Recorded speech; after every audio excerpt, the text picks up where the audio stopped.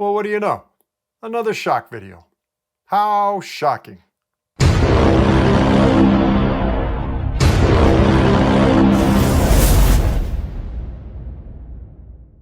Hey folks, we are back with another video, and today we are going to be working on a FOX DPS Performance Series shock.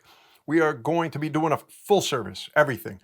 Changing out the oils, changing out the seals, damper body, the air can, taking off the head, separating the shaft, changing the small seals on the inside against my better judgment, because if you're new to this, that can be tricky, and I will do my best to show you what needs to be done in order to do that successfully, okay? And we are going to be working on the dials. Again, this is not a hard job, okay? It's a little bit trickier, in my opinion, with inline shocks as opposed to piggyback shocks, but still, it's not a hard job. If you find yourself riding quite a bit throughout a year, it's actually worth learning how to do this and doing it on your own, because again, sending this out to Fox or even RockShox is between 150 and 200 bucks to get it done. So even though you got to buy a couple of tools, those tools will pay off over time the more you do it. And the reality is, guys, once you get used to doing this, you're going to want to do it regularly because it feels so good riding on a freshly serviced shock and fork for that matter. Okay, so if you don't feel comfortable, then definitely send it in. It's worthwhile, right? All depends on how much your time is worth to you. Again, this, when it's your first time, it's probably going to take you a couple of hours, but once you get used to it, you could do it literally, you could do it probably within between 30 minutes and an hour, right? It goes real quick once you get used to it. So with all that being said, let's get on with the tools needed to get this job done. As for tools, I'm going to break it out in two sections. One are the tools needed to change the oil and work on the lower half of the shock only. Two is going to be the tools needed if we want to remove the top part of the shock from the main axle, change the two little mini seals in there, and also work on the dials. All right. So starting with just the lower half of the shock first. No matter what, the most important tool on this table is these safety glasses, because of this guy here, and I'll go into that later. All right. So safety glasses, you definitely want to wear safety glasses. We're going to need a vise. You don't need a big vise. You could do it with a small vise, 2.5, 3-inch, 4-inch. I'm going to use my bigger one because it's just easier to center it for the camera, right? And we're going to need vise clamps. 9mm in particular will come in handy. I'm going to try my nylon ones. Again, these things don't work all that well in my opinion, but these things reflect so much off the light into the camera. So now working on the shock. Shock's in the vise. Chances are you are going to need a strap wrench in order to remove the air can, right? So a strap wrench will come in handy. Then we're going to need a pick in order to remove the Delrin ball.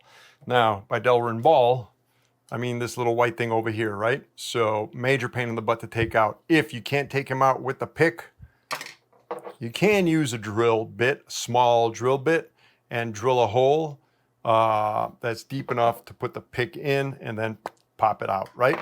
Since we're talking about picks later on, a pick with a flat head will come in very handy to put in a couple of small seals in really tight spots to put it in their seats, right? So a pick with a flat head comes in handy. So now the Delrin ball's out. We need to take out the screw.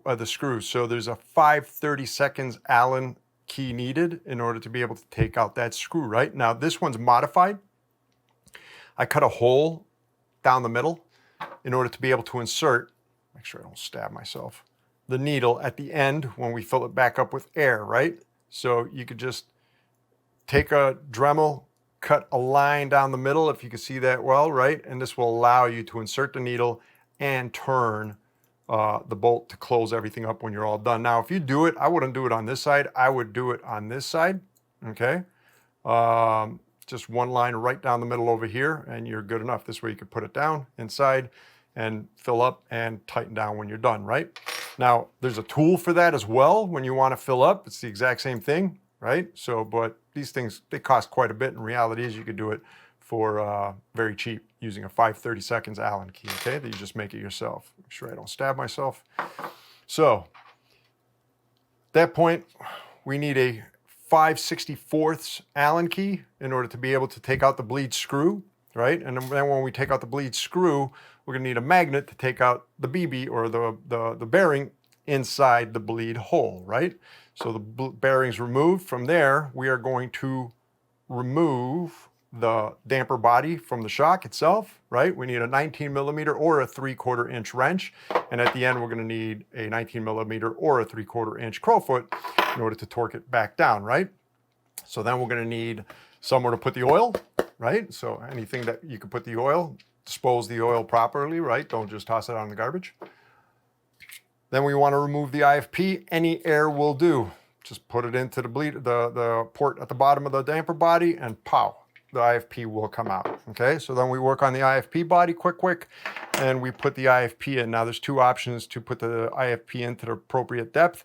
You could get an IFP tool, comes in very handy. I like these tools, right? Or you could do it, if you don't want to spend the money on this, you could do it with a caliper. But the caliper could become a little bit more finicky, right? You take it, put it to the appropriate depth, and lock it down and then put it in. But these things just make life a lot easier. And look online, try and buy them with a coupon, 20% off coupon. You can get them pretty cheap, actually. They're not all that expensive, and you'll have it forever. And if you're into mountain biking, once you learn this, you're just going to want to keep on doing this, so this will pay off over time, right? So then we want to remove the shim stack. So we're going to need a ratchet, and we're going to need two FOX tools. I will put them in the description. One of them is a 3-pin socket, and the other one's a hex socket, special hex socket basically. It's got very, very thin walls. I've never been able to find one, so I'm sure there's aftermarket ones, but yeah, these two are going to be needed to remove the shim stack. And then when it comes to removing the shims, I never remove shims without a tire wrap, right? Just keep everything in order. This way they could separate. I can look at them inside, make sure that everything's okay. I don't have any issues with them, but definitely want a tire wrap to remove the shims, right? So then put the oil in, and we're gonna have to fill it up with air. Again, you have the option. You could either buy this tool over here to use with the needle, or you could just grab a 5/32 Allen key, and like I said, just cut a hole right down the middle in order to insert the needle. So we're going to need a nitrogen needle. We can't get away with this. Unfortunately, FOX can't figure out a way to put valves inside a shock. I can't stand these things, to be honest. It's just so stupid at this day and age. I'm sorry, FOX, it's just dumb.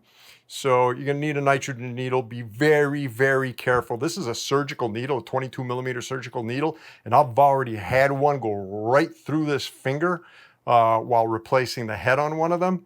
So it's amazing how sharp they are and how effortlessly they go through skin. So be very careful with this guy, and remember, when using him, safety glasses. Safety glass for the whole thing, but when using this guy, for sure wear safety glasses. You do not want anything popping into your eyeball. We're gonna need a high pressure pump, not any old shock pump. We gotta be able to go up to 500 PSI now. So a high pressure shock pump is needed, and ultimately we need to stabilize that shock pump, because once you go beyond 300 PSI, it's going to get real tough. Once you hit 400, it's going to get super tough, and this thing's going to want to flop around everywhere. And if you're a one-man band, it's going to be hard to keep the shock in place. So tape, I'll show you how to use this, but shipping tape will come in very handy, because we're going to use the table as leverage, right? We're going to need a torque wrench to torque everything back down, and alcohol and paper towels. I do not think I missed anything for this part. If I did, we'll make sure to go over it later, mention it later in the video, okay? Now let's go on to the parts or the tools needed to work on the head of the shock. And by the head of the shock, I mean this and the shaft with the two little O-rings in there, and the dials. Okay, to work on the head, you're gonna need a vise for sure with clamps, all right? And again, you're gonna need, I believe it's the 9 millimeter. I'm positive it's the 9 millimeter. Then we are gonna need, in my case, this is a trunnion mount, and I'm gonna need a trunnion mount removal tool, okay? Now, you could buy this from FOX, it's expensive, or you could do what I did and buy them aftermarket, and they work just as well, no issues. So, but you're going to need, for a trunnion mount removal tool, as opposed to an eyelet mount. There's many options over there. You could use a regular wrench. I got a whole separate video on that one. So chances are you're going to need heat in order to warm up the Loctite that's already in there to more easily separate the head from the shaft, okay? Then We are going to be changing the needles in this one, even though I really don't want you guys to, but we're going to be changing the needles, not the needles, the seals inside the shafts on this one. And we're going to need a small needle in order to be able to take out the seals inside those shafts. So a very small needle. Actually, I usually have a longer one, but yeah, I can't find it. So I'm going to try this one. Hopefully this one's going to be long enough. Then we are going to need, if we want to work on the dials, a 1.5 millimeter Allen in order to be able to take out the bolt that holds in the dials, right? So then when we're all done with the dials and we want to close everything back up, we're going to need Loctite red. 277 is the recommended, plus it's all I have. 271 would work, I'm sure. And at the end of it, well, we're going to need a torque wrench to torque down the head to the axle. And then to make sure that we did the dials right, we need to test the dials prior to closing up the shock, right? So we're going to need a dial meter. And this is a special shock tool. It's just a mount that you mount, that is used to mount, actually it goes this way, the mount onto the shim stack, or to mount the dial onto the shim stack in order to take the reading to make sure that you are within specs, okay? So that's all the tools needed. I'm pretty sure I'm not missing anything over here for working on the top part of the shock.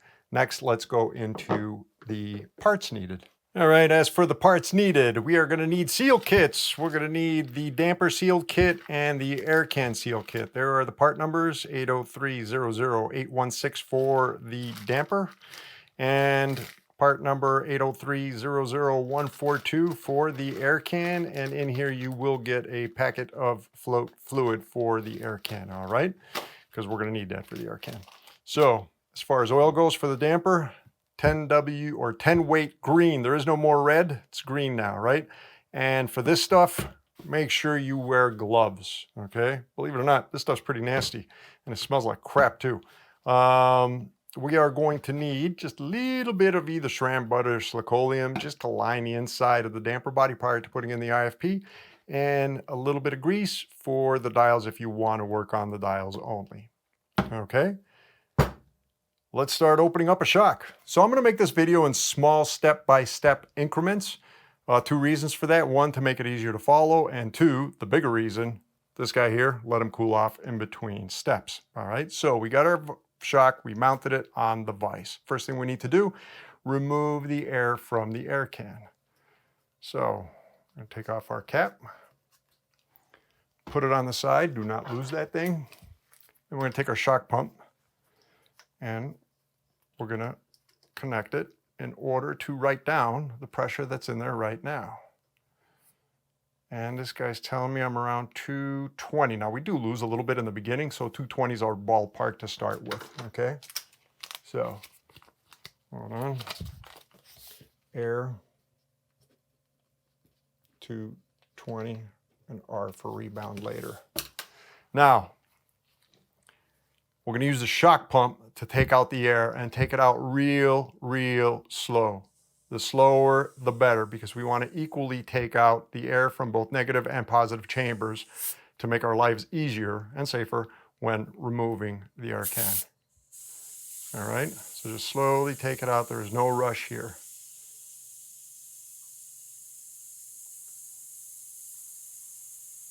Nearly there. Again, there is a reason for this, because basically the negative will slowly fill up the positive in order for the air to come out.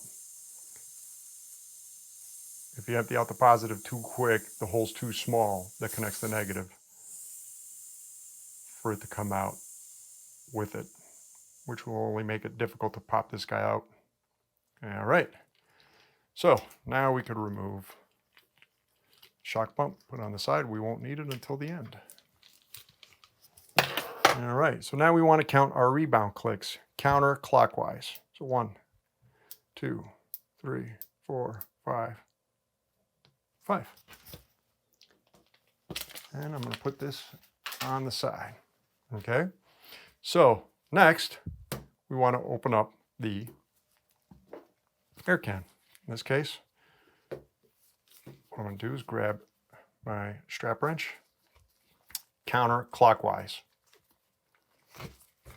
All right.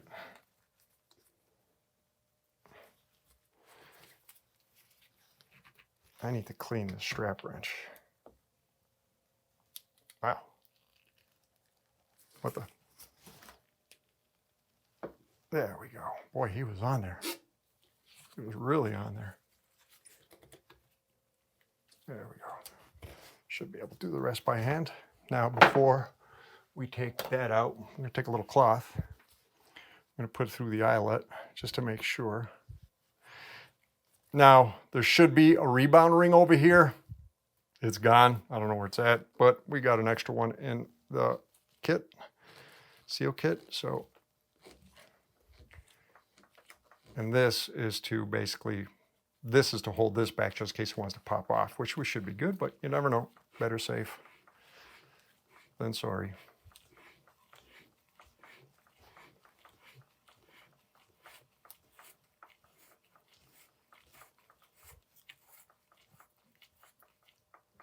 All right. So now we want to take this guy, we want to pop him off. It'll get a little bit tough, but since we let the air out slowly, the air negative chamber has a lot less pressure in it. If you don't let the air out slowly, believe it or not, this will be a big tug to pull that out. So we got our air can out. I'm just going to quickly clean the inside so it doesn't drip anywhere. And we're going to service that at the end. Okay, just take out the oil that's in there so it doesn't drip everywhere. And we will leave this guy on the side for now. All right, next up, we take out the Delrin ball. Okay, so I cleaned up the shaft a little bit. Now we want to take this guy and spin him around. Honestly, I can't stand these Delrin balls. I so wish these guys would just put a valve in there like RockShox. All right, put them in there tightly, right? So first, we're just going to try with the pick and see if we can get lucky. Watch you don't scratch your stanchion, and watch you don't stab your fingers. And we're probably not going to get lucky, as we never get lucky. Sometimes they'll pop out, but very rare. Okay, that's where a little drill comes in handy. So what we're going to do is take the drill, we're going to drill a hole from the side on the edge, just deep enough to put in that ball. Stupid camera. Gotta raise that.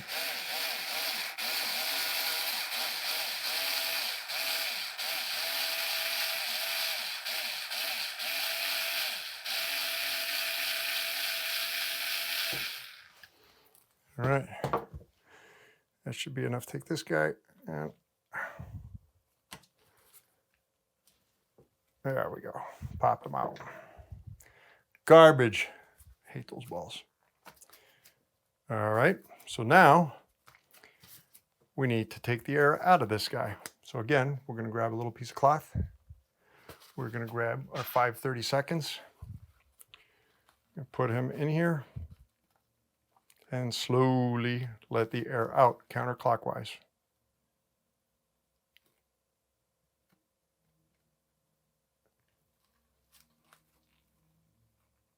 There we go. I don't know if you can hear that, but the air stinks.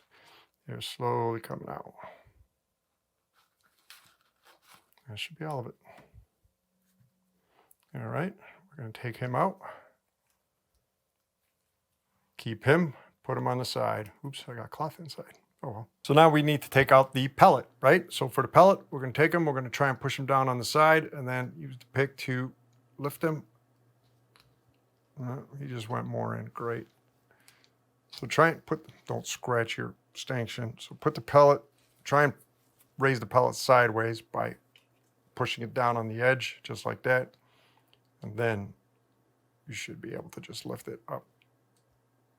Just like, oop, nearly there. I don't know if you guys can see that on camera. Okay, as I was looking at the camera, I nearly screwed the whole thing up. And done. Bye-bye. We don't need you anymore. Pellet is out. Now it's time to open up the damper. Next, we take out the bleed screw. So we grab our 5/64 Allen,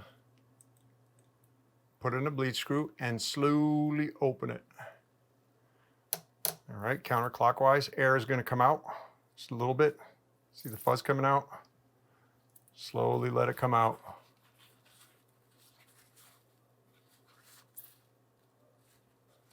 That's air that's actually passed from the air chamber in the IFP into the oil, essentially.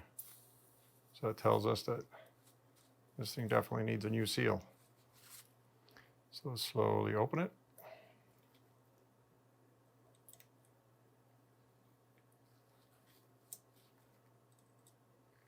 All right.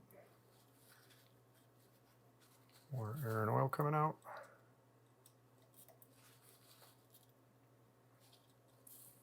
So actually got quite a bit of air coming out.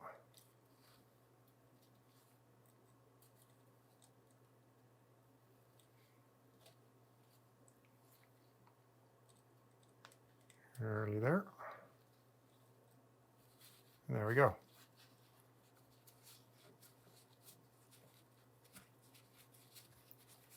Okay. Now we're going to take our magnet and pull out the bearing. We keep these two guys together. All right. And we're going to put him on the side. Cool. Next, we take our 19mm or 3/4. Now, there's a trick here. We do not want to put pressure on this bleed hole, okay? So for instance, if I insert the wrench in this way, I'm pushing up, pressure will be on this point over here and this point over here, right? Same thing if I do it on this side, pressure will be on this point over here and this point over here. So in this case, I want to be here. This way pressure is here and pressure is here, okay? And then I'm going to take this guy, open him up. He's going to be stiff, counterclockwise. And I'm going to roll them off. Get my container ready for the oil.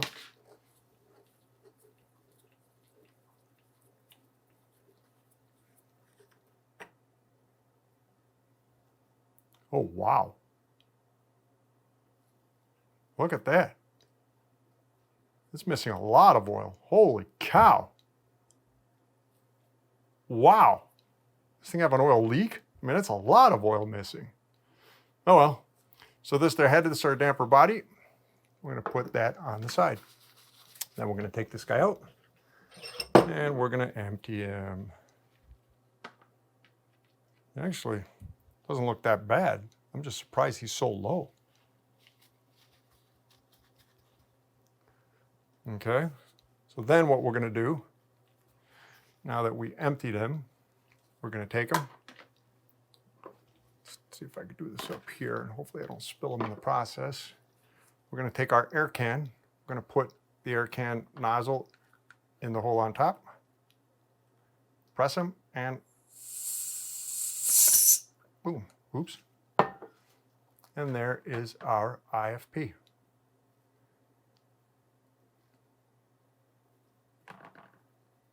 All right, look at that.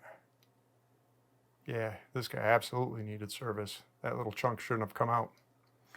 So he undoubtedly needed service. Okay, we're gonna let that empty out a little bit and we will be back. So we removed the body from the head of the shock. Okay, we pulled out the IFP. So first things first, we're gonna clean out the inside of the body.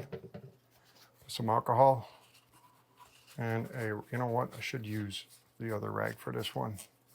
Start off with this. And then I'm gonna use this blue one. Oh, not exactly what I wanted, but then I'll go in here with a different finger that fits. There we go.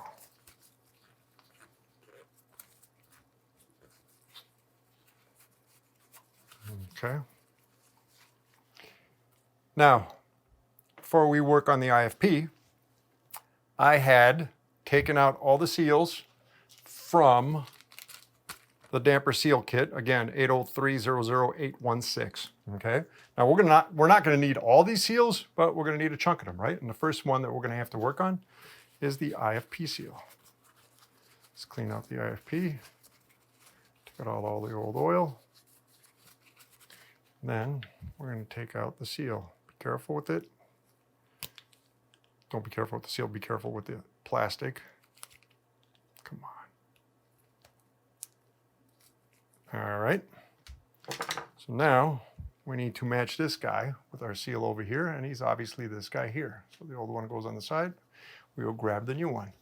Now with seals, we always want to put a little bit of grease on them. So from here on, we're going to have our SRAM butter or slick oleum or whatever grease you want to use. Slick honey. Okay. Let's make sure that we are good to go on the inside.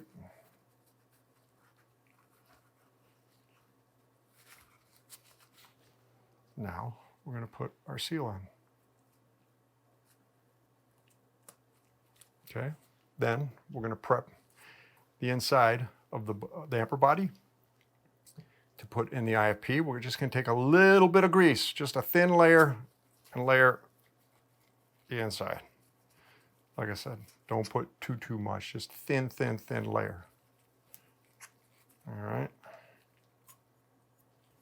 All right. That is prepped. Now we are going to put IFP back in the body. So to put the IFP back into the body, we have two options. One, we could use an IFP setting tool. Two, we could use a caliper set to the appropriate depth, okay? As far as the appropriate depth, there's a chart on the FOX website for their shocks that tells you the depth required per your shock size, right? So you have to know your shock size. So in this case, it's a 165 by 42.5. So trunnion, so if I look on their site, they don't have 42.5, they have a 165 trunnion by 45. So the depth is 2.15 inches or 54.61 millimeters, okay? So I'm gonna use my IFP depth tool, which for me is just a little bit easier, and I just verify that I have the appropriate depth, right? So this is perfect. This and this have to touch at the exact same time at 54.61 millimeters. Again, your shock will be dependent on the size of your actual shock, okay? So then we take our damper body, we take our IFP flat side down, pop it in just a little bit, and now all I need to do is take my IFP depth tool and sink it in, and I'm done. I know that I'm at the right depth. Again, you could do the same thing with caliper. In fact, right now both sides are touching. I feel it on the other side. You got to remember, you don't try and measure it from the middle of the IFP. You got to measure it from the edge of the IFP. Okay. So now all we need to do to finish this guy up is take our pellet, our new pellet. Pellet has a flat side and a round side. We're going to take the rounded side and put it in. The flat side sticks up. Then we're going to take our our air screw, and we are going to screw this guy in temporarily. All right, don't crank them down, just put them in there, just snug. All right, now our damper body is done. We move on to the top part of the shock. So now we take out the lift plate. To take out the lift plate, take our fingers, go underneath the sides, and lightly push him up. Might be a little bit sticky because of the seal on the other side, but it should come out relatively easy. Be very careful with this. Do not bend it.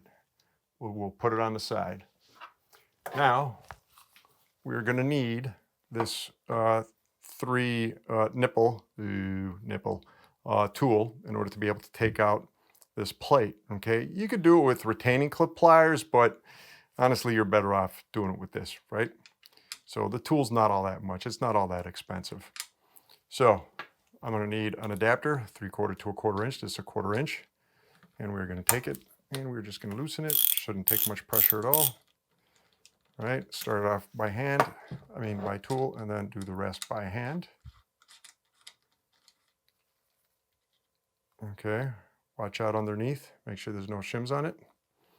And we're going to put this on the side. Now we take our other tool, okay? Now we got to be careful because already there's shims in here, right? So what we're going to do is put the other tool in here, take out the adapter, I need him for later, loosen him, okay. Now to play it safe, I'm going to take my zip tie, I'm going to put him in all the way, well, as far as I can. I'm going to unscrew this guy, if you can see that, hopefully you can see that, okay. I just unscrewed him. Let's bring down this whole thing. Actually, I should have done that before, not that it really matters. Okay, now I could take out my entire stack one shot and everything's in order, okay? So this is my shim stack basically on the inside of here. All right, I got all my shims down there. I can take a look at them, make sure everything's kosher with them, nothing's like cracked or broken. Now what we do is we take this and we close them up. And we know we have everything in order. Make sure he's locked in there. And we are good to go later on. Now I'm going to take this piston, I'm going to pop it out. Boink. Okay, he's got a seal on the inside, 2 seals on the inside technically.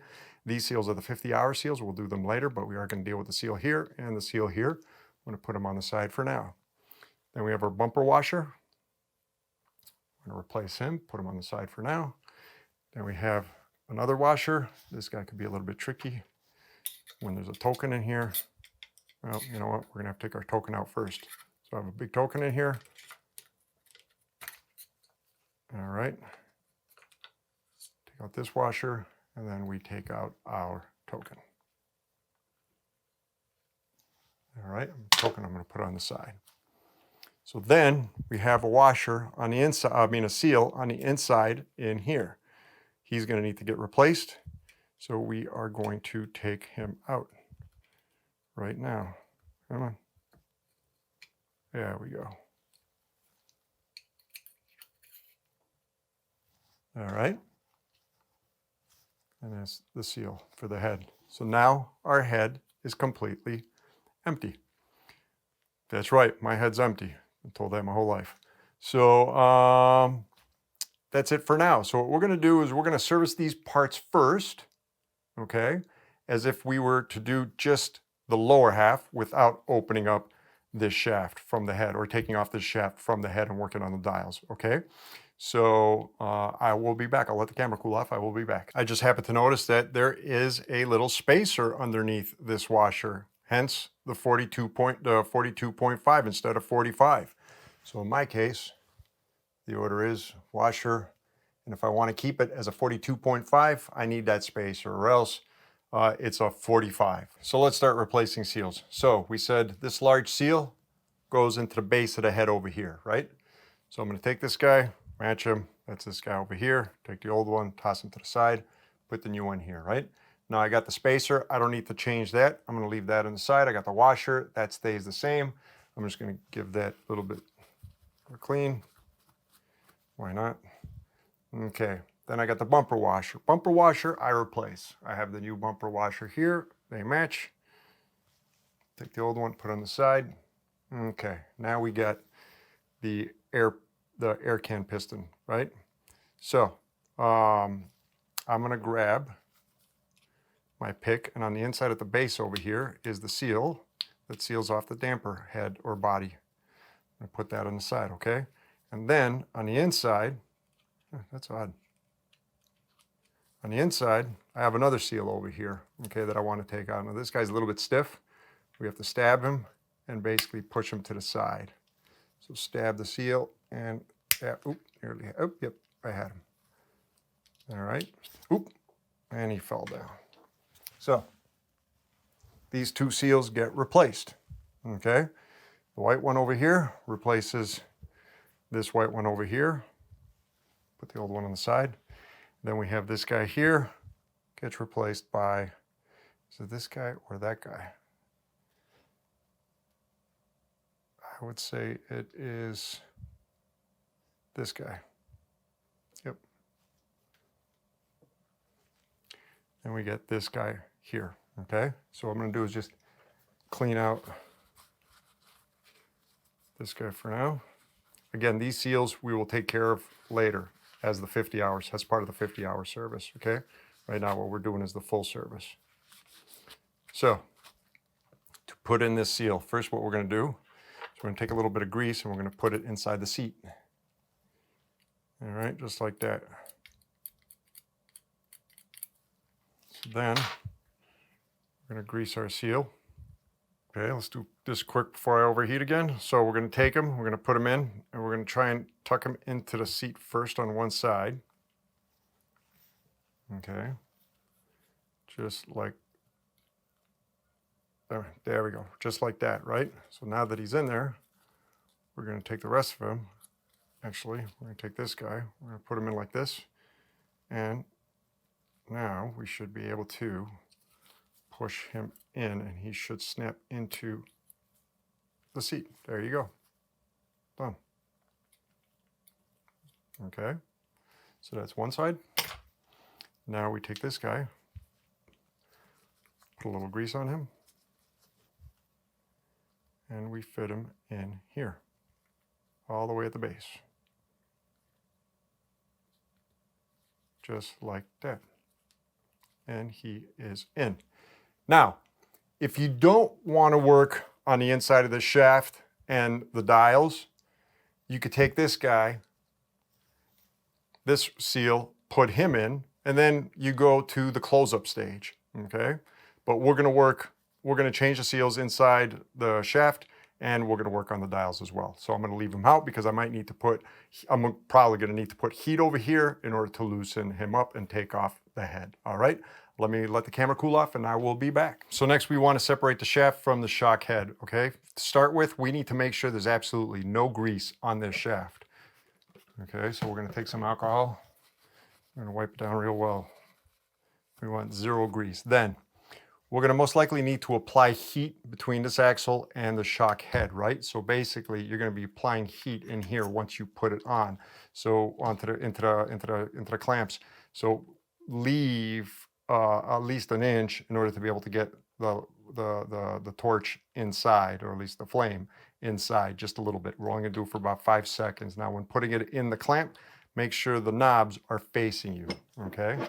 So I'm gonna take this guy and lock him down real well. Let's see how this nylon thing works this time, because a lot of times this guy fails me. All right, so this is a trunnion mount, not an eyelet, so I need to put a special trunnion adapter. All right.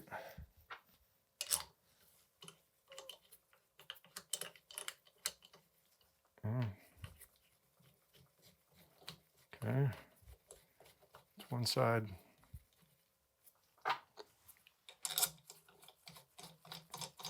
And we put in the other side. So I put it on the aluminum clamps. Like I said, these things just have a lot of reflection, so that's why I figured I'd try the other one. Let me try it without heat first. We're gonna need heat. I'm gonna take my torch.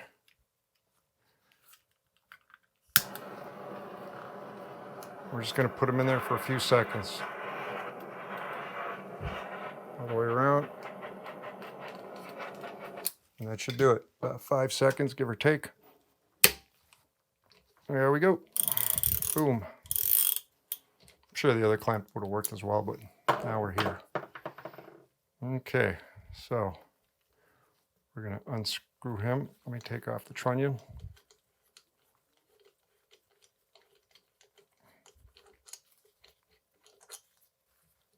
Okay. Put him on the side. I'm gonna need him later. Now we're gonna take this guy. We're gonna unscrew him.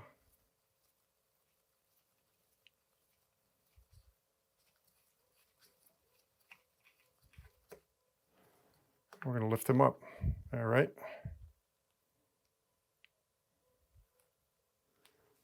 Okay. The head is off. Now there's a seal in here and a couple of tricky seals in here. So we will get to those first before working on the dials. So now we have to remove the inner shaft. Okay. watch out, there's a bearing above here. Make sure you don't pop it out. This thing could stick in there because of the seal that it's in. Come on, why are you being so stiff? Come on. What the? Come on. Come on. Okay, you're gonna be like that, be like that.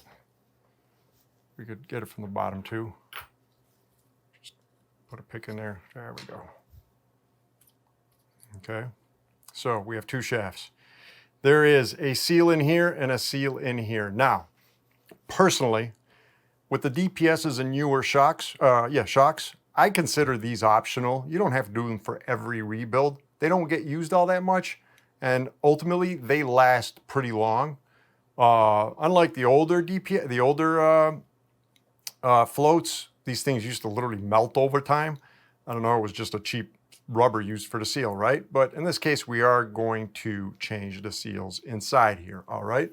So at the same time, the knobs are optional, right? The dials, you don't have to do them. If you find they're gritty, sticky, or not working right, then definitely open them up, but you really don't have to do this. The reality is, for most people, just doing the previous portion will work for the next 200 hours, right? But this is gonna be a full video. Like I said, we are going to do everything. We're gonna change all the seals and take apart the dials and service those, okay? So, as far as the seals, inside here, about half an inch deep, maybe a little bit more, maybe 3/4 of an inch deep, right around here, there is a seal. And we need, so basically, well, yeah, it's about 1/4 inch deep. What am I talking about? No, that's the edge, right behind the edge. Yeah, I was right. It's about half an inch deep. So there is a seal in there, right? There, so that deep, to give you an idea, about a half an inch. And we need to pull it out. And to do that, grab something small and sharp to jab it. And then basically it should come out. Now this isn't the best needle, but like I said, I can't find my bigger one. It is a pretty hard seal, and I got it. Yep, I definitely got it. Okay, now we're gonna take the shaft and we're gonna try and pop it out. Oh, don't tell me I just put it back in its seat. Yeah, it did, crying out loud. Okay, again, not the best of needles, but for this, but it will definitely do it. Take it, stab it, and push it to the side. Come on. There we go. Out. Yep. He is definitely out. All right, let me see if I can poke him through this way. Yep. All right. Oh, tell me he didn't go back in. I can't see. No. He's near the bottom. Yep, there he is. Come on. All right. So here is our little seal. That's seal number 1. Okay, that's the only seal that's in here. Again, he's that deep. I'm going to put him on the side. Then we have seal number 2. He is right here at the tip near the top. But again, he is really small and surprisingly hard. So again, we're going to take a needle and jab him and push him to the side. There we go.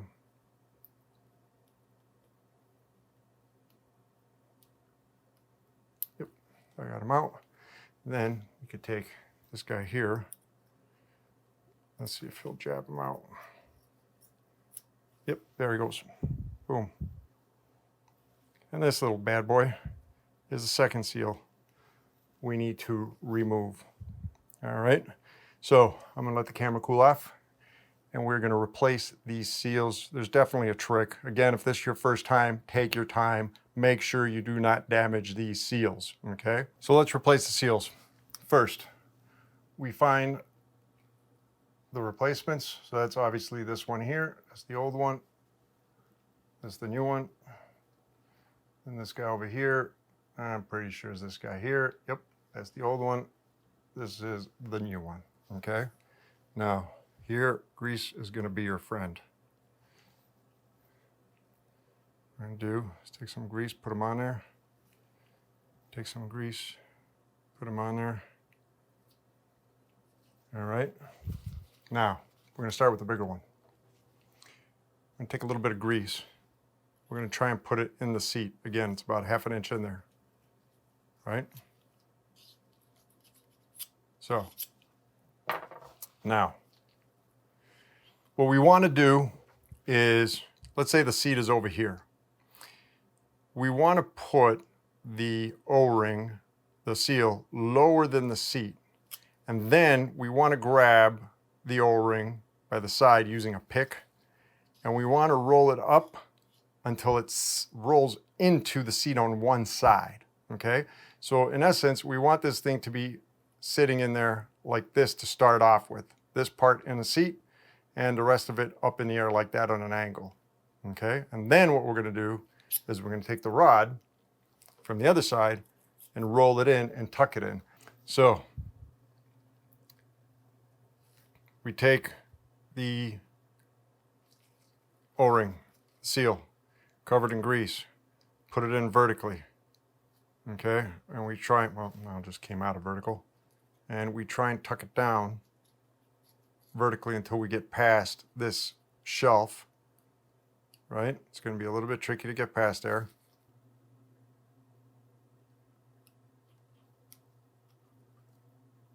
There we go. Okay, so now he's perfectly situated where I could take him and I could tuck him into the side. All right. So basically, I'm going to take him and I'm going to put him into the side. Actually, he went a little bit too low. If he goes a little bit too low, we're going to grab our little inner axle. We're going to pick him up again. Bring him right to the edge, just like that. If you can see that, see that's the tip of him. Then we're going to take this guy, and we're going to try and tuck him in. All right. Again, I can't tell, I can't see it. Doesn't look like he's in on one side. There we go. Now he's in the seat. Okay, so now he's in the seat. What I can do is take this guy, put him in, and he should pop him in. And there we go. Boom. And yes, I am. Okay, done. Okay, now we need to get the same thing done to this guy here. The seal seat is around here, okay? So same premise. We have grease on our seal, all right? We're gonna take him and we're gonna put him in. Not like that. Come on, take him, bend him sideways, and tuck him in. See, this guy's real small. He's really hard to grab with your hands. I probably should put a little bit more grease on him, to be honest. Come on. Okay, get in here. I'm tired of messing with you. No. Like that. There we go. Okay, we're going to take him and put him in. We don't need to put him in all that deep. Okay, there he goes.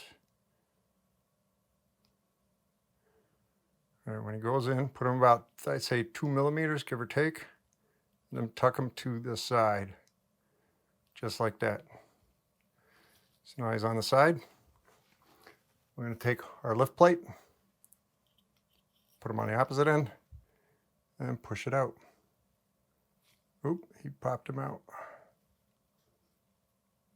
Okay, let me make sure he's sitting. Yep, he's got to be sitting over there. And there we go. Boom, there's our lift plate head. He is in. Yep, he's definitely in. I'm gonna say this one's a little bit easier because he's higher up.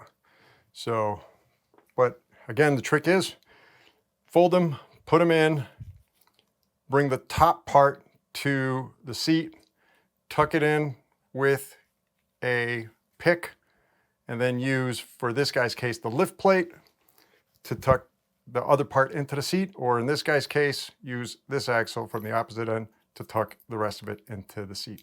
All right.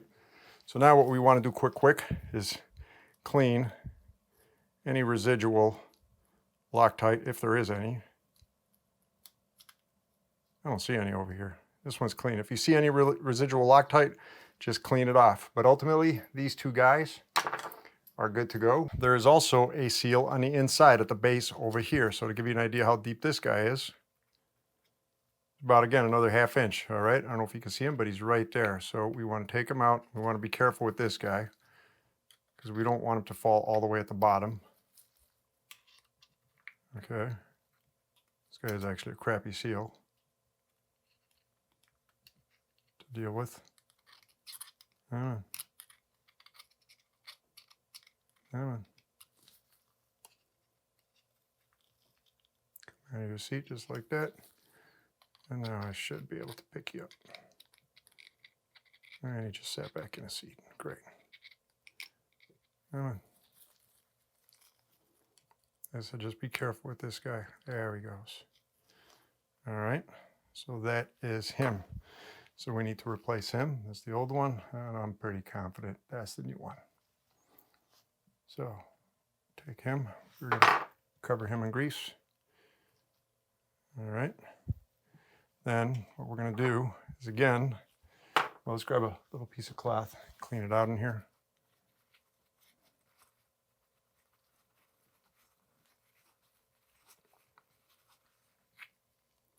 Actually, you know what? I'm not going to put him in there yet. We're going to put him in later because we are working on the dials. If you're not working on the dials, you put this guy in, and then basically you put in the 2 axles that we tie it all down together. But I'm going to leave this guy on the side. We are going to work on the dials first because there's grease in there and I want to clean everything out before I put this guy in and then clean out the grease that's already in there, right? As for the dials, first we start off with this screw over here, okay? So this is a Performance Series. It has 2 positions as opposed to the 3 positions, right, that the factory has. Factory, you could pop out the rebound and have more compression options, basically. So we're going to take this guy out here. All right. Boom. We're going to put them on the side. Now, these knobs will come out. There will be a ball and a spring on the inside. Let's take the whole mechanism out. That's our mechanism. And then we're going to carefully take out the ball bearing, put them on the side. Do not lose that ball bearing. And then in here, there's a little spring. Okay, we're going to take that spring. I'm going to pop them out. See how muddy it is? It's actually, well, it's not too muddy, to be honest. Anyway, let's take the spring and bring him out. There we go. It's a really small spring. Be careful with them. You don't want to bend them or warp them or damage them. Yeah, there we go. I should be able to grab them. Huh. All right. Now we could clean the inside of our head. So I'm going to just put a little bit of alcohol in there. Take a towel, tuck it in, and that's why I did not want to put the seal in yet on the other side. Because I don't want the seal to get alcohol on it.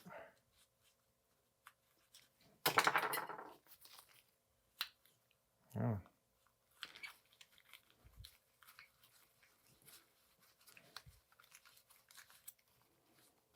All right.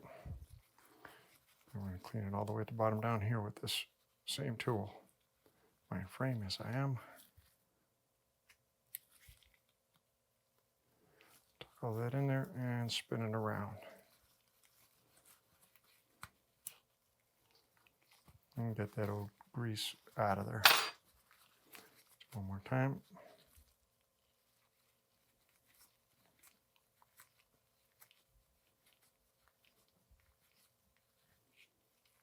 All right.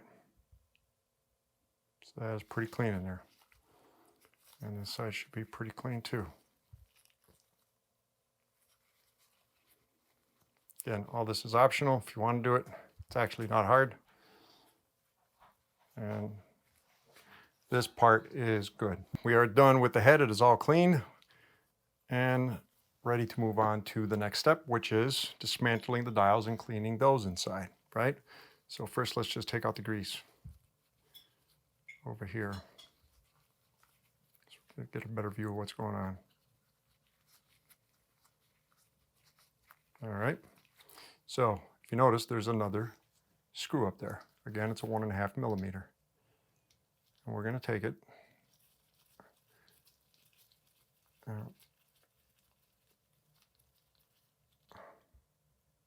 We're going to pop off the compression cap.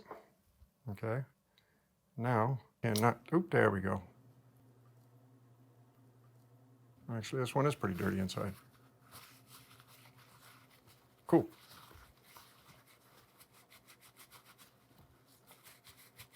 Okay. Let's clean it all up. Okay, I'm just going to spray a little bit of alcohol inside. And take one of these guys. Stick them in. Just get too big. Oh, he fits. Just going to give him a little bit of scrub on the inside. Done with him. Grab this guy here. Clean the inside. Oh.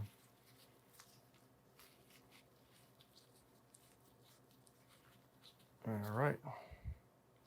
See, it doesn't look like it, but there's dirt.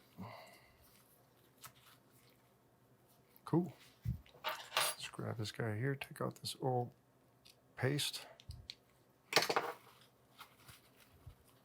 Cool. Let me see if I can squish this guy thinly on the inside. All right. Now let's clean the outside over here. In fact, where's the brushes? We got the little dimples over here where that ball bearing sits in. Let's clean out any buildup that might be in there in order to make it smoother to dial in the rebound. All right. That part is done. Now let's just clean our compression knob. I keep on forgetting to put it in frame. Sorry about that. All right. And our compression knob is done. Cool. Now let's put it back together. This guy goes in like that, but before we put him in, let's fill him up with grease.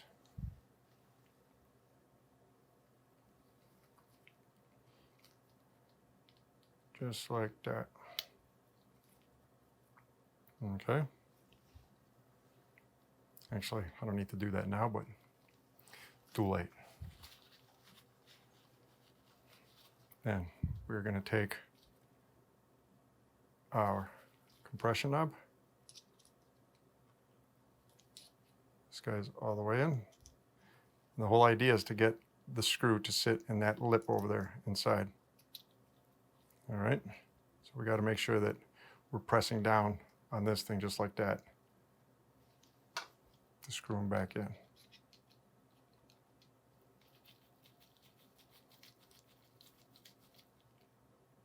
Put it all the way down. All right. So now, put a good chunk of grease on them.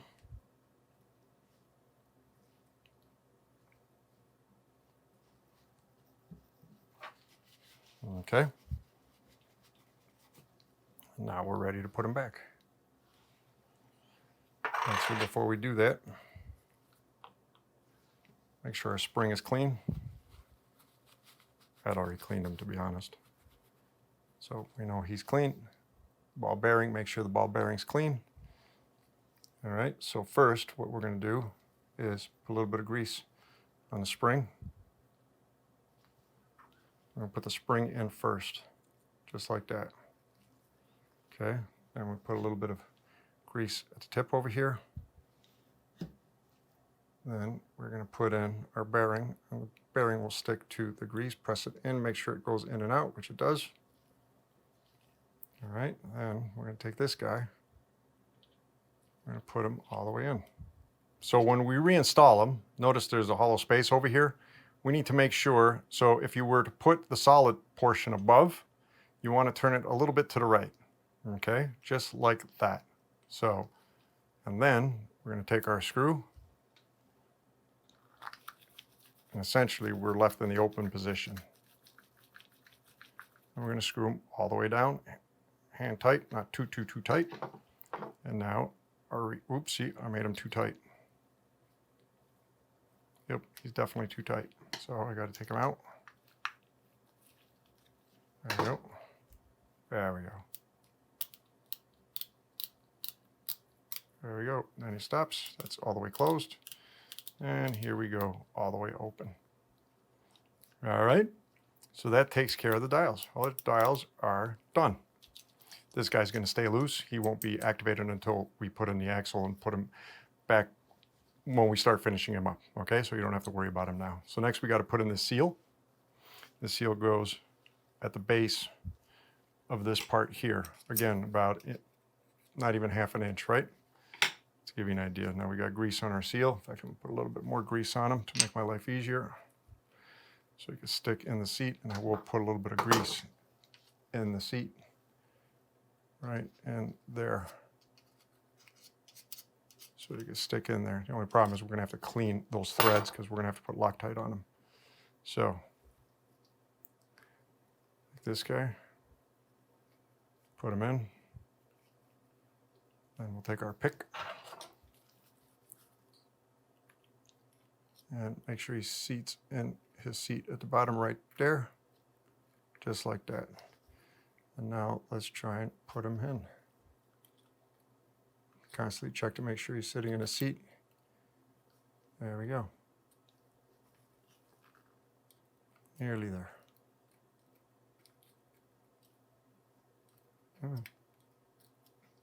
There we go. He is in. All right. We overheated again. So what I had done is I had taken a little bit of alcohol, put it on a saturated paper towel, and we're going to go and clean our threads. Because, again, we're going to be using Loctite, and we want to make sure these threads are clear of grease. Okay, good enough. So we are done with that. And that's pretty much it. From here on, we start assembling. So now we're ready to reassemble, right? First, we're going to start off with the axle. We're going to take grease. We're going to coat the outside of the metering rod. Well, actually, this isn't the metering. Yeah, this is the metering rod. Okay. And then we're going to put it in. Side. Just be careful with the seal. We don't want to damage. It's going to be real stiff because it's a brand new seal. Like I said, it's a hard seal. And just put it in just like that. Okay? So now we want to make sure that the heads or the threads are clean. In fact, let's make sure the whole shaft is clean. We're going to put a little bit of alcohol on it. Running out of clean cloths. Okay. All right. Make sure that we are clean and free of grease. All right. Now, we're going to put a little bit of Loctite on this guy. Loctite red. All right.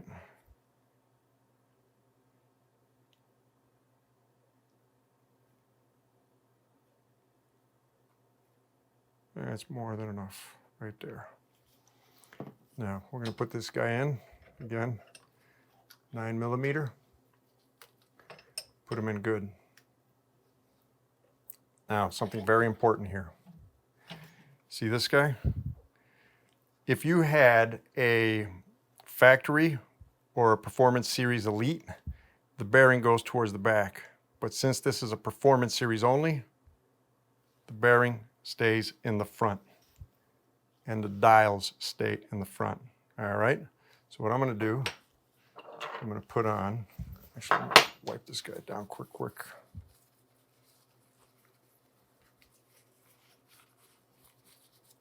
I'm going to put on the trunnion mount. Should be somewhere there.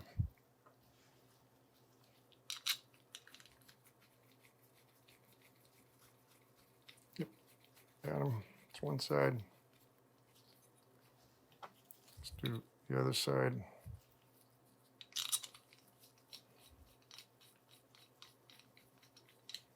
Okay, trunnions on. Now, again, this is a performance series. The ball goes towards the front. Now what we're going to do is we're going to sit this guy with the dials towards the front.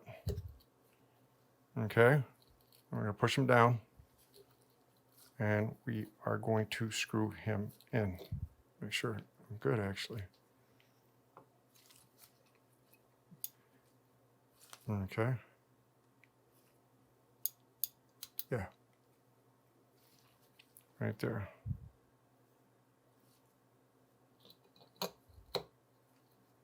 Okay, now take them, screw them in. Then we're going to grab our torque wrench, 9.6 Newton meters.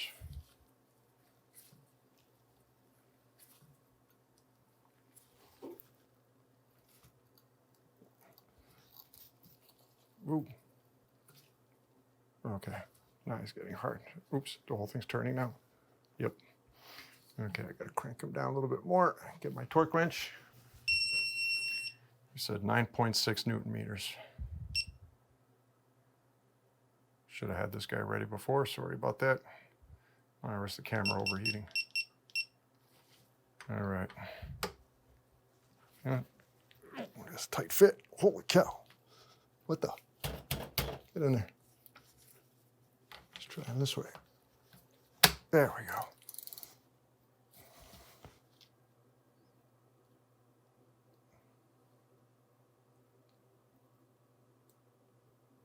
All right. 9.65. Okay, the top of our head is done. Now we assemble the entire shock. So let's start assembling. So now we have the large O-ring that goes at the base of the head over here. Now this O-ring could be used with the 200-hour kit or the damper kit, service kit, or the 50-hour kit, right? So right now I'm just going to use it with the damper kit since I already have it out, right? And we tuck it at the base in here. Tuck him all the way down. He goes in pretty easy.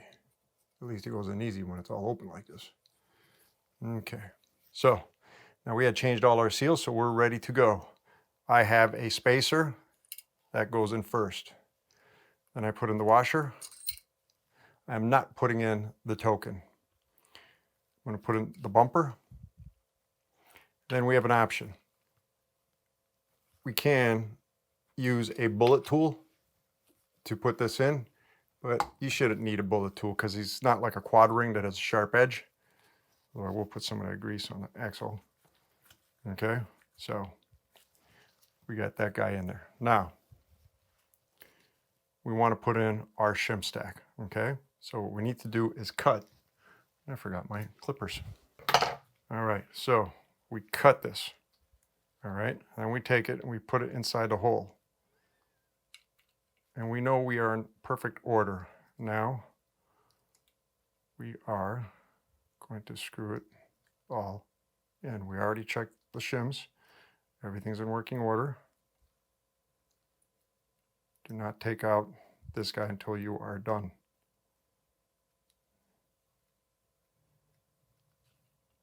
Okay.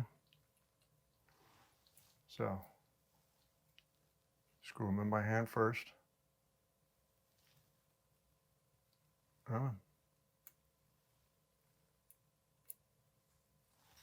Okay, so now we can do, if you want to play it super safe with the shims on top, clip this guy here and put this guy in, and well, it's pretty much done. Okay, so now we know that we can take this guy out and we need to torque him down. Okay, so now we got to torque him down. We are torquing him down to 6.8 Newton meters. All right, fit him in, take him, slowly, be careful, get it on target best you can. 6.83. Make sure there's no shims inside here, and we are good. All right. Then we take our cap, screw them in by hand first, always by hand. And this guy is 2.5. Okay. Oop. 2.5.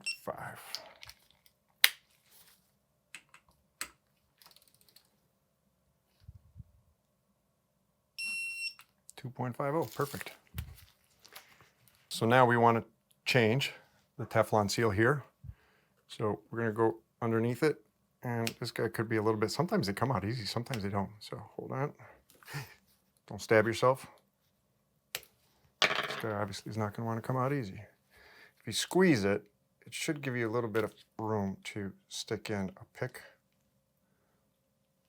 Like I said, sometimes these guys are easy. Rarely you have to destroy it. And this one I'm probably going to have to destroy, but it's okay. We're changing it. Well, it's pretty evident where the new one is. So basically there's a lip, all right, or a shelf or a seat.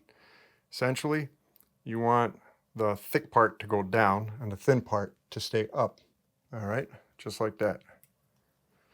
Now try and put them in as evenly as possible and to make sure he doesn't flip. Make sure he does not do that. Don't overstretch him.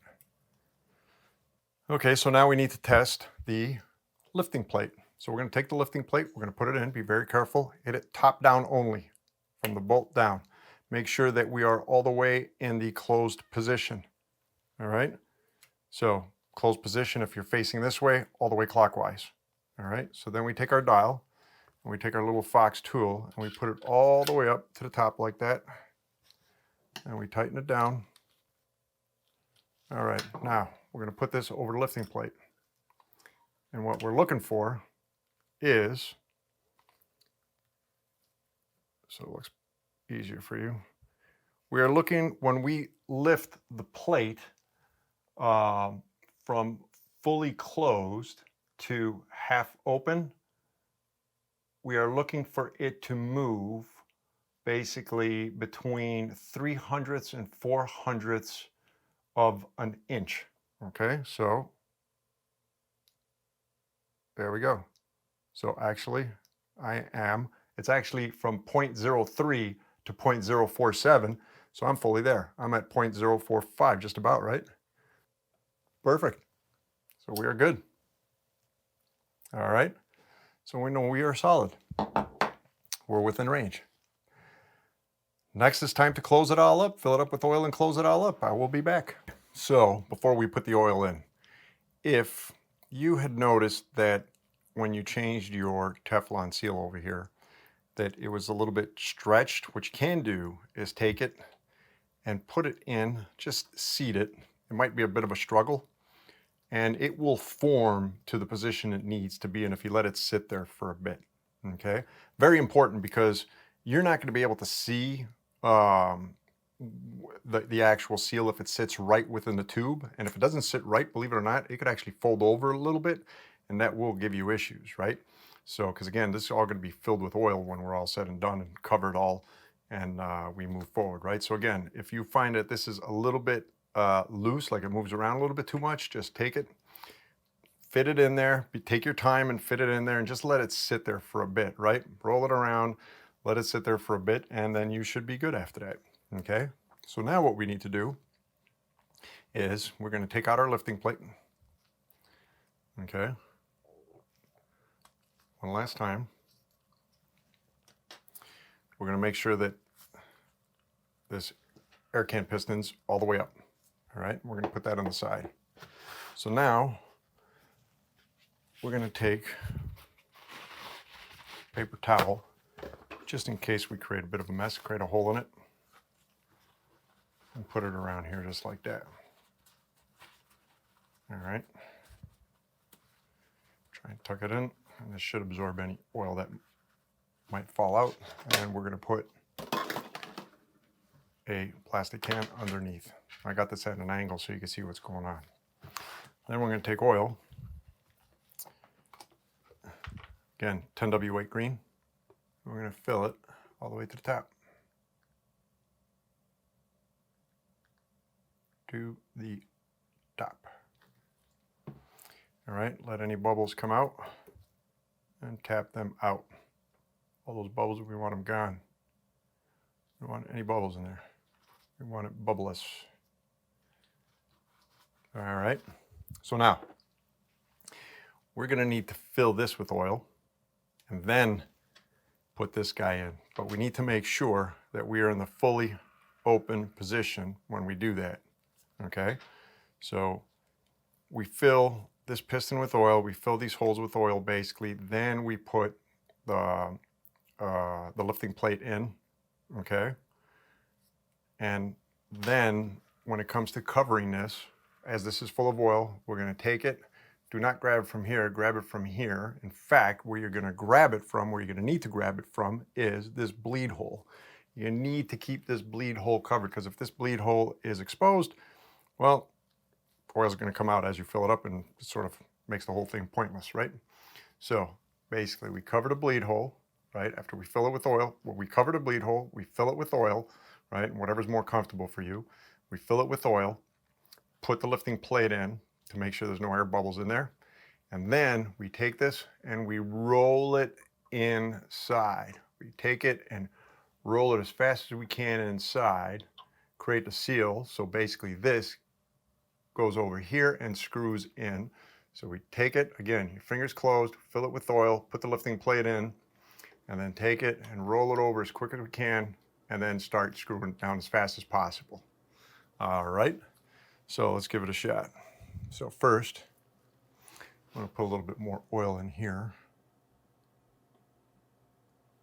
All right, it doesn't matter if it overspills. Now we're gonna take some oil and we're gonna put it in here. Now remember, I got the bleed hole covered, right? And we want to fill up the shaft inside. We want to fill up this whole thing. Makes our lives easier as far as making sure there's no air inside. Doesn't matter if it's overfilled a little bit. So if you noticed, that just emptied out, right? So, okay. So now we're going to put in this guy here. Don't worry about him. Okay. Remember, we're in a fully open position. Now we're going to take them, we're going to roll them in and put them in, screw them down as quick as we can. Oh man, didn't get into his thread. There we go. Okay. And then screw it in. And we got to torque them down with our crow's foot, my big torque wrench. Now crow's foot, we want to do this guy 27 Newton meters. And because he's a crow foot and few people on YouTube pointed this out, thank you very much because I keep on forgetting. If you're going to use a crow foot, it has to be at 90 degrees. If it's straight like this, then you have to put a calculation in order to get the proper torque spec, right? Oh, come on, tell me you just didn't get jammed in there. There we go. So now we want to make sure we don't put pressure on the bleed hole. The bleed hole's over here. So I'm going to grab it from here. Actually, no, I'm going to grab it from here. Okay? This way there's no pressure on the bleed port. I'm going to take it. Should have screwed it in by ratchet first. Now that I think about it, as this guy goes in, he's going to bleed himself. All right, where's the bleed hole? Bleed hole is right there. So now we're going to put pressure here and here since the bleed hole is here, right? We're going to take them to 27 Newton meters. 27.1. Okay, now we're going to take our, hopefully you can see that, bearing. We're going to put them in. Then we're going to take our screw and make sure that the Allen bolt's sticking above.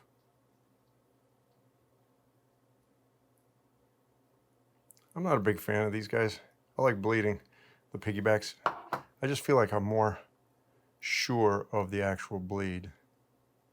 This is a small screw. Come on, dummy, get in there. There we go. Okay. Yep, he's going in. Let's grab this guy here. Come on, fell inside. Crying out loud. All right, now let's screw him down.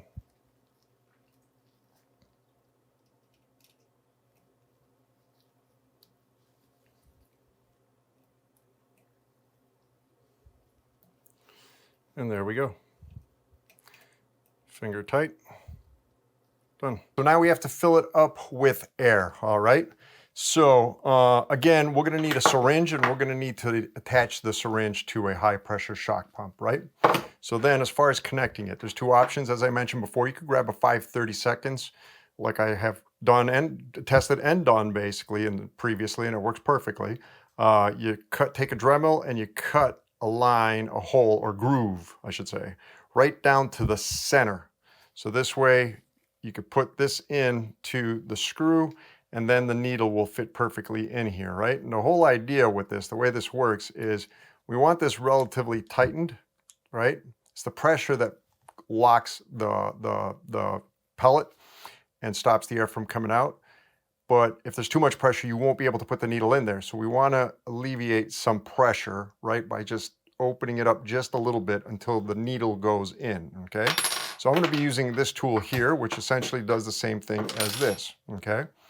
So usually what I try and do is position the screw where it's coming in sideways, okay? So just like that. So rest the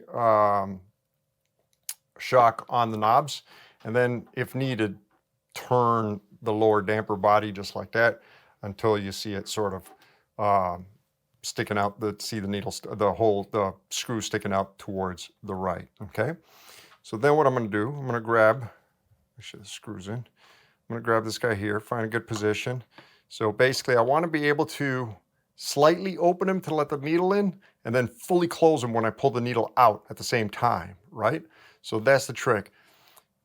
Find a spot where you can put the needle in, leave it there, close it just a little bit, fill it up with air, and then as you pull the needle out, you want to close this and pull the needle out, okay? So no air comes out of here and all the air only comes out of this side over here, right? So let's give this a shot. Now, to make life easy, well, I'll get into that in a second. So again, I'm gonna take the needle, put it in the center of the hole over here. I'm gonna pierce if I can. See, it's too hard right now. There we go. Now we're in. Now I'm going to tighten it a little bit, okay? So now to make life easier for us, because again, we have to go to 500 PSI, and this is going to want to flop around quite a bit. I'm going to grab some tape and tape this guy down.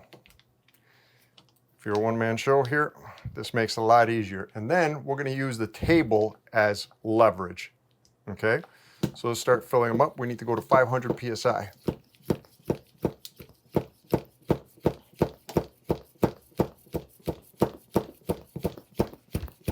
Guy up.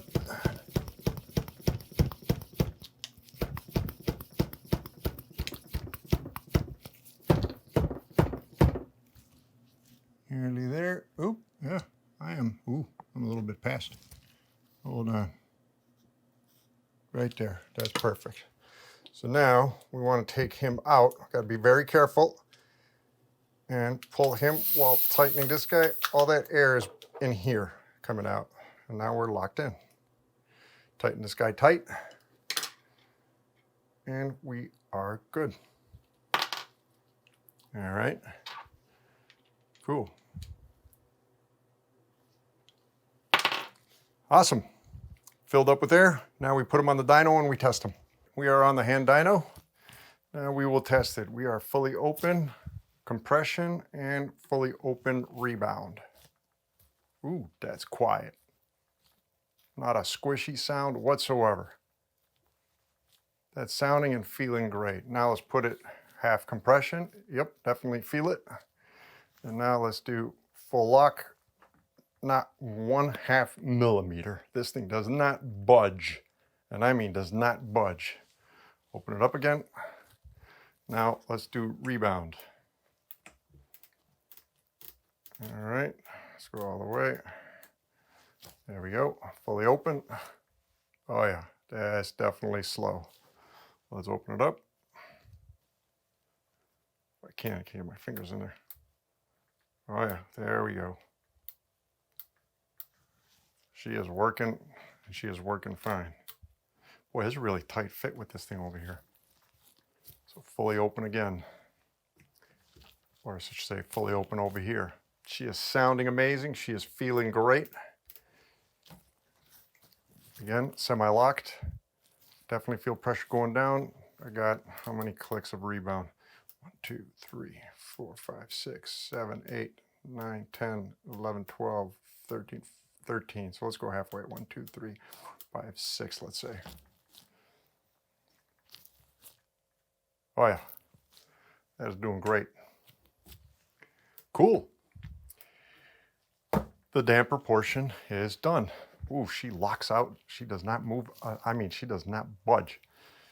Cool. So she is pretty much done on the damper side. Now we finish up the air can and we are done. All right, I will be back. Last but not least, we have to take care of the 50-hour service, which is the seals on the inner piston for the air can and the seals on the air can itself. All right, so this is nothing more than a bunch of cleaning. So I had already put out the seals for the air can service, which is part number 803-00142. Okay, they're nicely laid out. So let's start off with this guy here. First, we're gonna grab a pick. We got 2 split rings and 1 quad ring, okay? Let's find the end of a split ring, like right there, split it apart and take it out. Watch you don't scratch your stanchion. There we go. So that's the inside. So that goes here. So the old one, new one underneath, right? So then let's take out this split ring. All right. And then we take out L quad ring.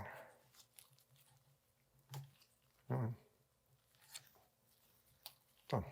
Quad ring goes above. Now let's clean it.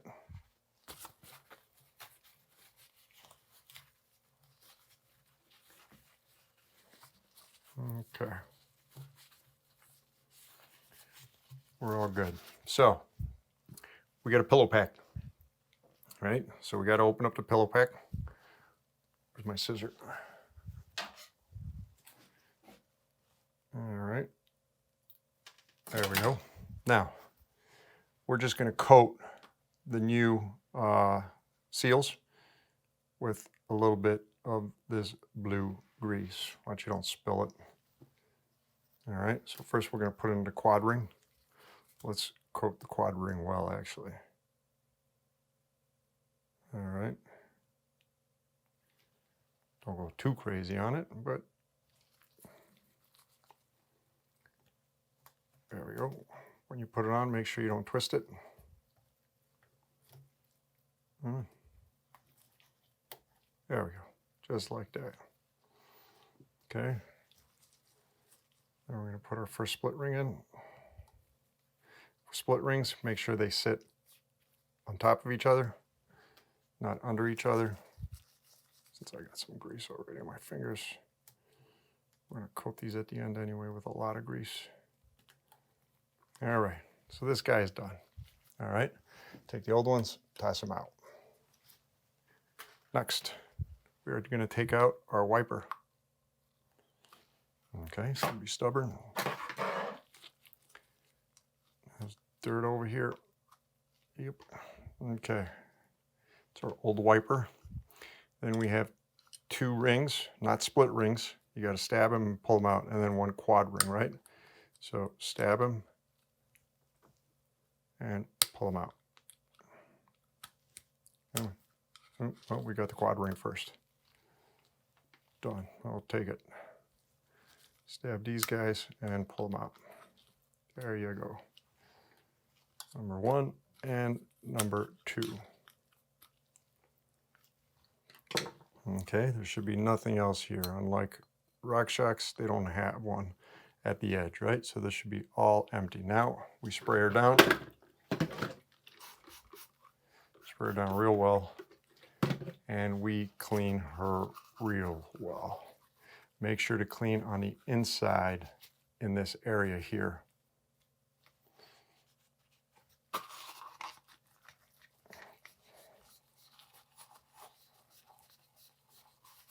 All right.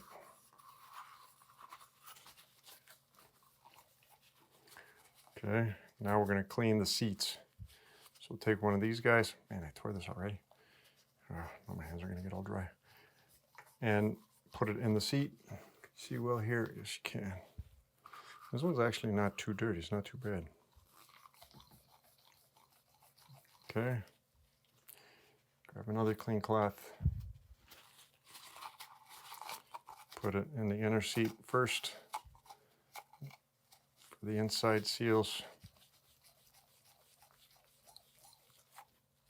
And then the other seat, outer seat for the wiper.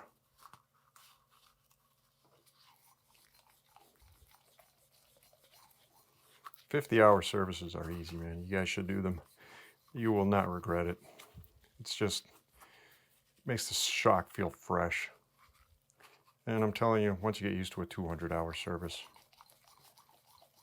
you're going to be doing more often than you think, probably every year on your own. Okay, that obviously still has dirt inside. Got to be careful. Dirt gets trapped inside. We never want dirt to go in here from the outside. Okay, it's looking pretty good. Let's grab another clean one. And let's tuck it inside the seat real well. Drag it around. Make sure we get all the corners. See? Again, that's all bad. In fact, oops.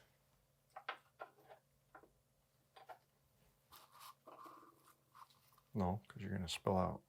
Come on, man. Give me a break. There we go. Okay. Something like this.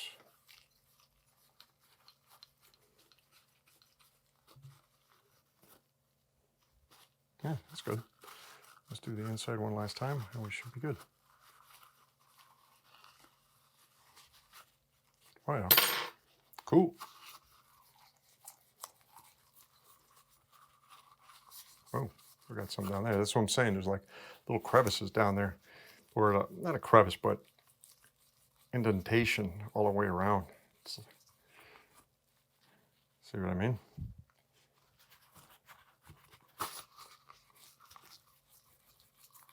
Okay. Clean the threads up real good. And this guy is ready. Test all these guys on the side for now.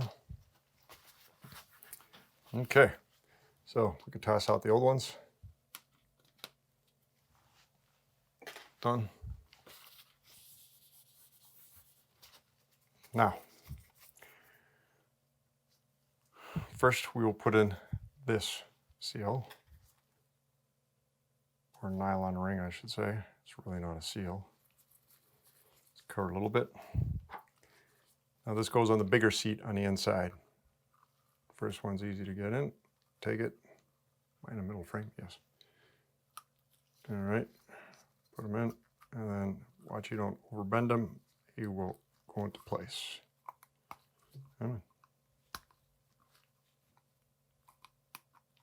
There we go. Okay, flatten them down. Then we will do quad ring. This guy put a good amount of oil on him. Oh, for crying out loud. Come on, give me a break. Oh, you're going to want to spill everywhere. All right, now he goes in front of that white seal.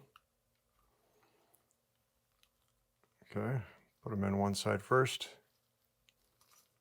and then tuck in the rest. And there we go. He is in. Another overheat issue right in the middle of things. So we had put in one of these white Teflon seals or glide rings, the quad ring. Now we're going to put the second one of these in.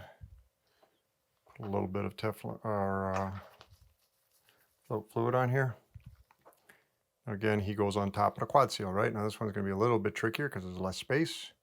First, fit one part of him in. Come on. Oh boy. Oh, I'm not in frame. Damn. Okay. Is that it? Yep, that's it. A little hard not being able to use my body on this one, but there we go. We got him. Okay. Tuck the rest of them in. Oops, don't bend them too much, but you will have to bend them. And he will go back into shape. And he is done.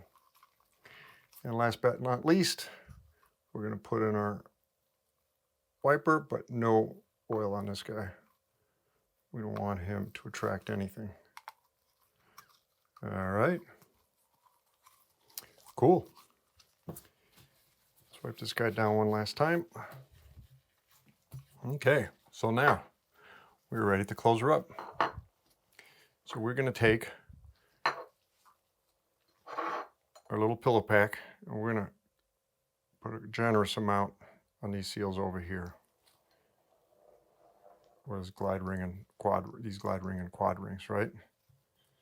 So then we're going to put a good amount in here. All right, just like that. Wipe them around. Wipe the rest off. I'm going to put a little bit more. Okay, now we're going to take this guy, we're going to put him on, not all the way.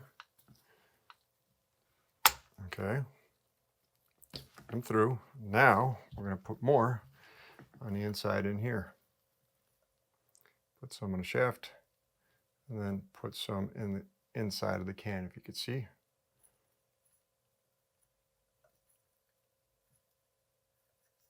All right.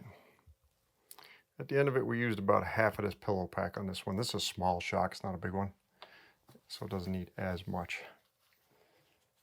Okay. Now let's make our lives a little bit easier. Hopefully the camera doesn't overheat. Now, we're going to take this guy and we're going to screw him in. Ready? 1, 2, 3. Oop. Might take a few shots before you... There we go. Oh, had him. There we go. Now we got him. All right.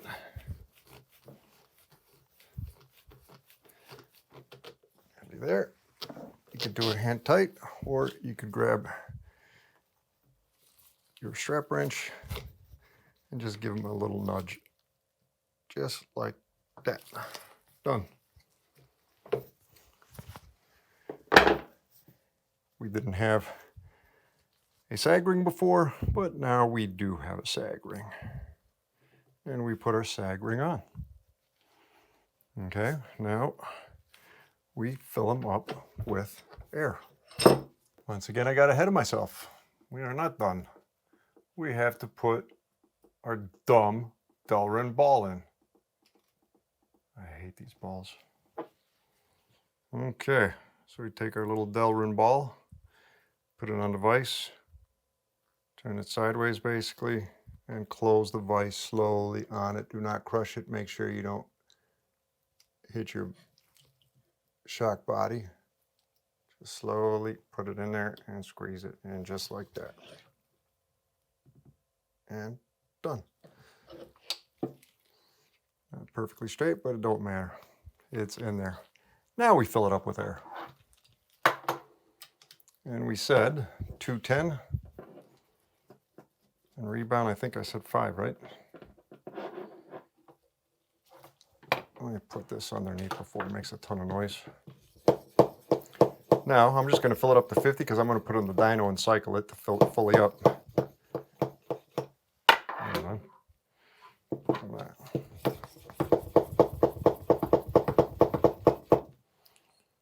There we go. And we're holding air. Yay! So there we go. We have a fully serviced FOX Float DPS Performance Series rear shock. It's not hard, guys. It really isn't. I'm positive you guys could do it, right? Personally, inline shocks, I just find a little bit trickier when it comes to bleeding. I never feel sure that I've perfectly bled it. Whereas the piggyback shocks, you know, you could test it over and over and over to make sure that you are perfectly bled. And personally, I like my technique where I create an extra funnel. These guys, the only way you could know that they're perfectly bled is if you literally dip them in a little container of oil basically and let it fill up and then close it all in there, right? So, but we put it on the dyno. She sounds great. There is no squishy noises whatsoever. She's totally silent. It's actually really sweet. So I'm happy about that. But again, if you don't write all that much, then maybe it makes, if you don't need this to be done, let's say every 2 or 3 or 4 years, then yeah, send it at the Fox, pay the 150, 200 bucks and call it a day. But once you get used to it, you realize that you can buy the tools pretty cheap on discounts, right? Just look around annually and try and find good deals, specials. They always got specials on tools, or if they have a 20% off coupon, apply it to a tool. And if you're into mountain biking, you are going to absolutely love learning how to do this and performing it on your own shock and having a fresh shock once a year minimum, if not twice a year. It's up to you at that point, right? So, yeah, that's what it is. So I got another one of these coming in that has a remote top. So we will be working on that so people have an idea how to completely dismantle the remote top. I got some forks and other shocks coming in. So like I said, slowly but surely, I'll be pumping them out. Okay. So if you like this video, please give it a thumbs up. If you dislike this video, please give it 2 thumbs down. Hit the subscription if you want to see more videos coming. If you want to be warned as far as videos coming, click the bell, ding, ding, ding, ding, ding, ding, ding, and you will be informed that a video has been released. All right. Outside of that, guys, hope you enjoyed this one for real, and hopefully it works out for you. Again, give it a shot. If you have any questions, feel free to ask me anytime. I will get to you once I have a moment and try and help you out with that. So hope all is well with everybody, and we will see you in the next video. Take care. Have a good one.